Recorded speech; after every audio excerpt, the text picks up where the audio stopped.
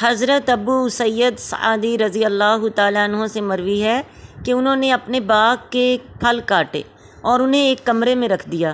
اس کمرے میں جنات آتے اور پھل اٹھا کر لے جاتے اور انہیں نقصان پہنچایا کرتے تھے۔ انہوں نے اس کی شکایت نبی صلی اللہ علیہ وسلم سے کی۔ آپ صلی اللہ علیہ وسلم نے فرمایا، یہ جن ہیں، اے ابو سید کان لگا کر رکھنا۔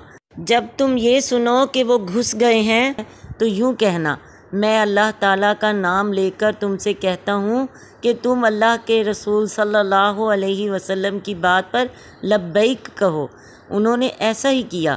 جن نے کہا، تم مجھے رسول اللہ صلی اللہ علیہ وسلم کے پاس لے جانے سے معاف رکھو، میں تم سے اللہ کے نام پر وعدہ کرتا ہوں کہ آئندہ تمہارے گھر میں قدم رکھوں گا، نہ تمہارے پھل چراؤں گا۔ ساتھ ہی میں تمہیں ایک ایسی آیت بتلائی دیتا ہوں جسے تم اگر اپنے گھر پر پڑھ لو تو تم یہ سمجھ لو کہ میں مر گیا۔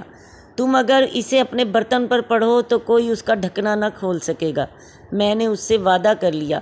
وہ خوش ہوا اور کہنے لگا، میں تمہیں جو آیت بتانا چاہتا ہوں وہ آیت الکرسی ہے۔ یہ صحابی رضی اللہ تعالیٰ عنہ نبی صلی اللہ علیہ وسلم کی خدمت میں حاضر ہوئے اور سارا قصہ آپ صلی اللہ علیہ وسلم کو سنایا۔ آپ نے فرمایا، اس نے سچ کہا، حالانکہ وہ جھوٹا ہے۔